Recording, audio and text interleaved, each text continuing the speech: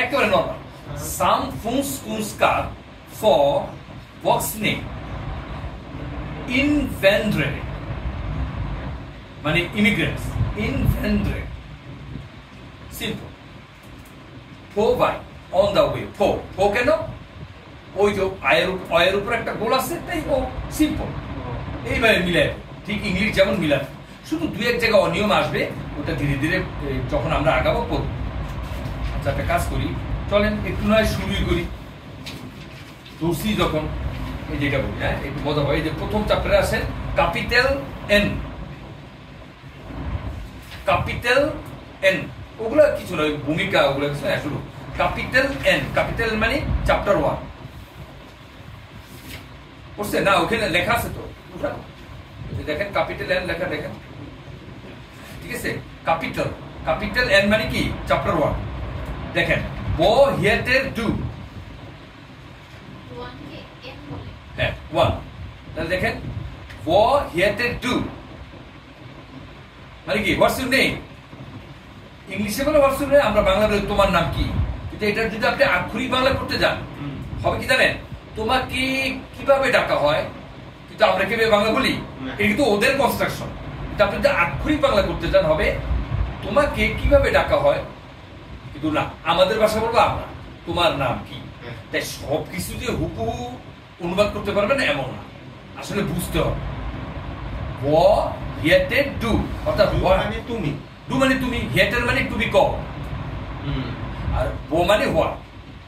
তাহলে কি what are you call. ইংলিশও যদি করেন এইভাবে আক্ষরিক, কিন্তু ইংরেজিতে তো বলেন, ইংরেজিতে বলে হোয়াটস ইউর নেম। ব্যাপারটা বুঝছেন? কিন্তু এটা কিন্তু অর্থ হবে কিন্তু এটা হোয়াট আর ইউ কল, তোমাকে কিভাবে ডাকা হয়। এটা যার যার ভাষার বৈশিষ্ট্য। তো চলে একটু রিডিং করেন, বুঝে নিচে লাইনগুলো একটু বুঝতেছেন, একটু কেমন ঝাপসা আসছে, একেবারে কি বুঝতেছেন না? হেই ওই যে দেখেন হাই, ইয়া ইয়া হেটের আন্নে, আমার নাম আন্নে। ইয়া এর ফ্রা ওলেসুন, আমি ওলেসুন থেকে আসছি। এবার ছেলেটা বলতেছে ইয়া হেটের পাবলো, ইয়া খমের ফ্রা Bolivia, I am from Bolivia. এই কথাটা বলছে। এবার চলেন এটা যদি নাও বুঝেন পরের কথা আসেন, স্পষ্ট বোঝা যায়। দেখি রিডিংটা কেমনে ধরছেন। শুরু হাই, তাহলে এই যে হাই যে কেন বললাম, তাহলে একটা জিনিস শিখেন। এই যে এটা কি এয়া, এটা কি লিখছি, আর অভ্যাস করবেন ওই ভাষায় বলতে।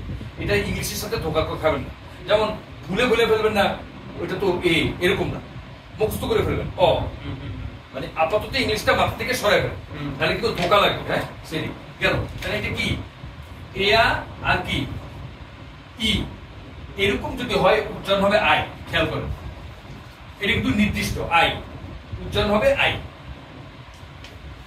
এই কিছু কিছু ব্যতিক্রম আসবে বলে দেবো, বলার সময় দেখলে 100%। এবার পরে ভাষা হাই, দেখেন উচ্চারণ দেখেন হাই, হাই মানে কি হাই, কিন্তু ওই যে হ্যালো বলি না হাই, হাই কিন্তু হাই। ইয়াই হেটে দেখেন জের উচ্চারণ একেবারে নাই, গে এর উচ্চারণ কিন্তু নাই। ইয়াই হেটে শুরু করেন গল্প। আনে চরিত্র হচ্ছে আনে আর পাবো, শুরু আনে। হাই ইয়াই হেটের আনে, ও হেটে ডু, এইটাই ছিল ওখানে লেখা। পাবলো ইয়াই হেটে পাবলো, আমার নাম পাবলো। আনে ফর খমে টু ফ্রা, হোয়ার আর ইউ ফ্রম, কোথা থেকে আসছো। পাবলো ইয়াই খমের ফ্রা লাপাস ই বলিভিয়া, লাপাস চিনছেন? ওই যে বলিভিয়ার রাজধানী লাপাস। আনে ইয়াই খমের ফ্রা ওলেসুন, আমি আসছি ওলেসুন থেকে। তাহলে ওলেসুন কিন্তু একটা কি নরওয়ের সুন্দর একটা সিটি না কি? করতে পারবেন না? এবার এবার আপনি করেন। হ্যাঁ হাই হাই, হ্যাঁ এই যে এতক্ষণ যা পড়লাম সামারি কি পড়ালো আমাদের পড়েন। হুন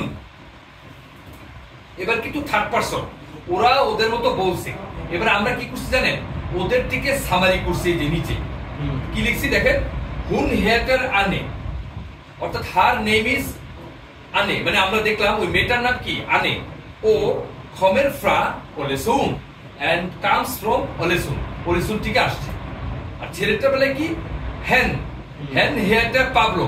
His name is Pablo O fra Bolivia and he is from Bolivia. তাহলে এই হচ্ছে সারমর্ম, আমরা ওদের থেকে জানব তথ্য। তাহলে আমরা কি শিখলাম? হুন মানে সি, হ্যান মানে হি।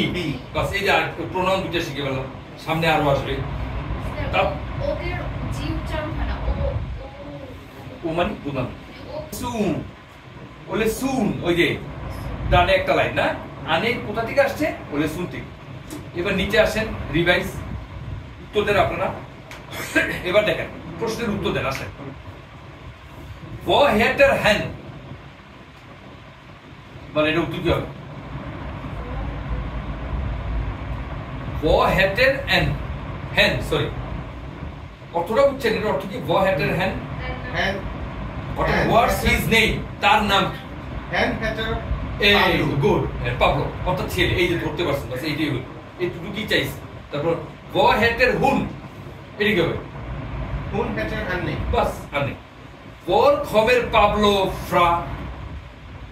Where does Pablo come from? কোথা থেকে এসেছে পাবলো? না বলেন পাবলো ক্ষমা ফ্রা ই বলিবেন ইবা ফ্রা লাপাস, একটু দিলে হবে, বা লাপাস ই বলিভিয়া। তারপর ভর খমের আনে ফ্রা, আনে খমার ফ্রা ওলেসু, ওলেসু। তারপর for Homer do fra. এবার বলছে তুমি কোথা থেকে আসছো, এটা কিন্তু এবার পাঠক দেন, যে পড়তেছে তাকে প্রশ্ন করছে। তা আপনি বলেন ইয়া, বলে ইয়াই খমের ফ্রা বাংলাদেশ। সুন্দর। আর যদি এমনি বলেন ইয়াই খমের ফ্রা ঢাকা ই বাংলাদেশ, আমি বাংলাদেশের ঢাকা থেকে আসছি, এটাও হয়। তখন এই স্ট্রাকচারে করবেন, যেমন লাপাস ই বলিভিয়া করছে, আপনি বলবেন ঢাকা ই বাংলাদেশ।